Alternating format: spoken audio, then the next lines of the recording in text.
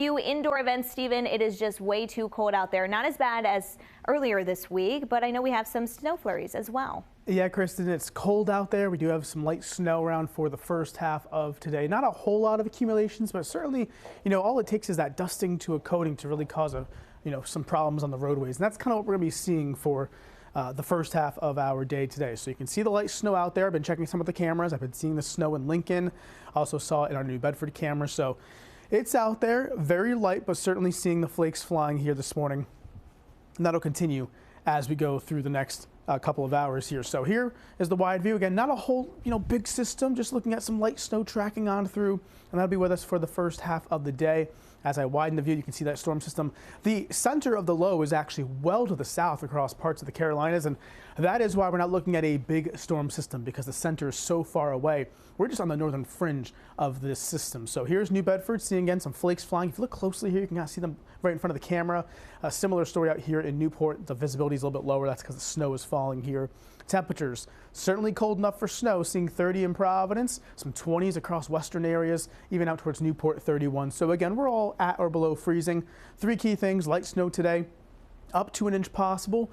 Nicer for tomorrow, looking at highs getting closer to 40 degrees with sunshine, and then really not tracking any major storms or any storms really in that 7-day forecast, and we'll see that in just a moment. Let's time things out. Again, snow around at times, relatively light, coating to maybe an inch in spots.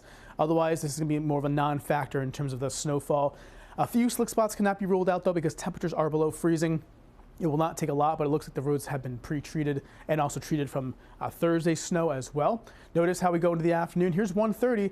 The gray skies continue, so looking at clouds around, but the snow does take a break. Could see a few leftover flurries track through, especially across eastern Massachusetts as we go towards the evening hours, as some ocean effect kind of wraps up here back on the backside of the storm as it pulls away and moves offshore into a pretty strong storm. So again, thankfully for us, we're kind of on the northern fringe of this system, not going to be looking at any major impacts from it. But again, Sunday looking dry, temperatures near 40 degrees, sunshine builds in as we go through the day. Again, looking relatively good for the day on tomorrow on Sunday. So again, this system today, not really a big deal, but this is a snowfall map we have made.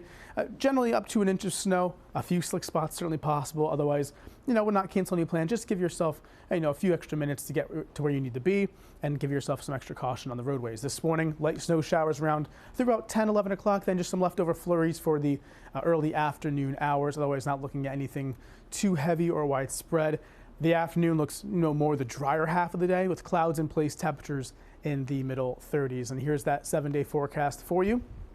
Not really tracking anything after this light snow. Looking at generally those dry conditions continuing and temperatures getting into the 30s across the board for much of next week. 34 for the day on Tuesday, and then some low 30s for Wednesday and Thursday. So again, relatively quiet weather as we go into next week, but some light snow this morning. Okay, we'll take it. That's not too bad. Not too bad. Thank you, Stephen. Switching gears, the FDA has discovered food sanitary